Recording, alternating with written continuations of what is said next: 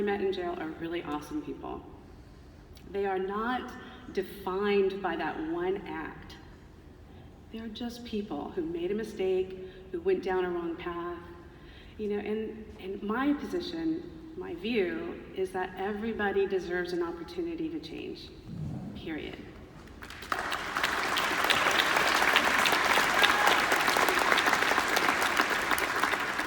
I wanted to give back to my community, and I used to think of myself as the little drummer boy, like, what do I have to offer?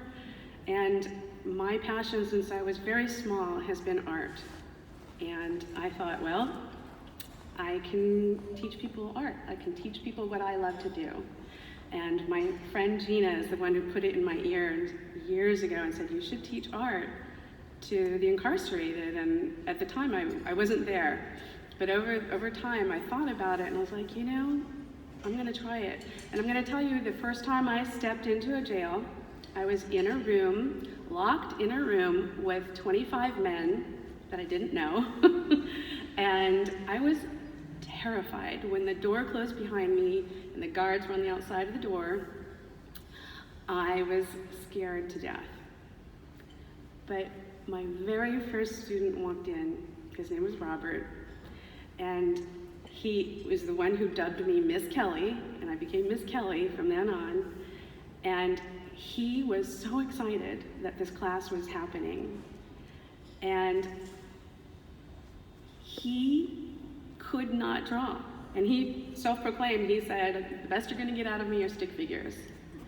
And I said, Robert, you stick with me and we'll see what happens.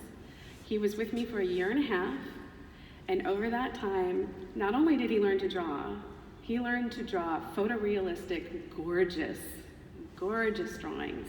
Some of them were actually in the video there. And his last day of class, or actually last day in the jail when he was being released, he handed me this drawing, and it was stunning. It was a portrait, and it was gorgeous. And it's weird to say that I was sad to see him go, because I'm always happy when my students get to go back out to their family and friends. But it was hard parting with him.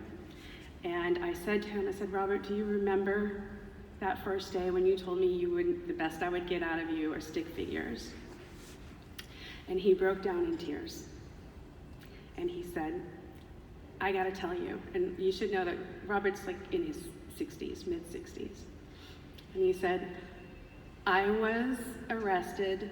I had my first arrest at 14 years old. He said, I was in and out of jail my entire life. It's like, that's what I knew. That was my life. And he said, this is the first time in my life where I've learned that I can learn. I've learned that I have the capacity to gain new knowledge and change my life. And then he gave me a big hug with permission from the guards. And since then, I'm happy to say that he has gone on to college. He's about to graduate. I have so many of these stories. I have so many of them. I could stand up here all day and tell you. But I just really, if I can emphasize anything with all of you, is how important these programs are, how important it is to remember the people who are incarcerated.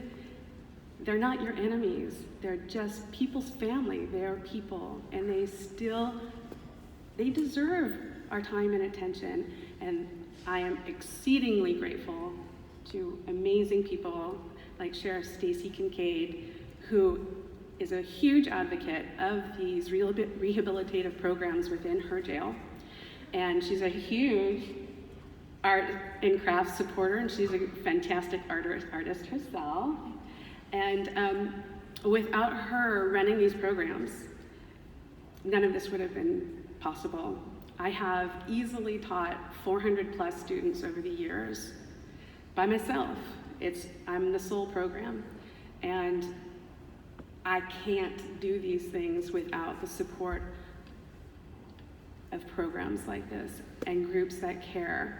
Like I said in the video, would you rather have somebody come back out into society angry, hurt, mad, or would you rather they come out with tools that teach how to deal with your anger or your emotional issues, or even just for fun? I have many of my students who have gone on to teach in jail on their own. That's a proud moment for a teacher. So I just want to say thank you to all of you for being here and for this award. It means the world to me. I just can't even believe that this is happening. And I'm exceptionally thankful to Arts Fairfax, Linda especially. I mean, I'm in California now, and they had to deal with me on the other side of the country, and they were really, really, really fantastic with all of that. They do wonderful work, and I'm just so grateful. Thank you, everyone.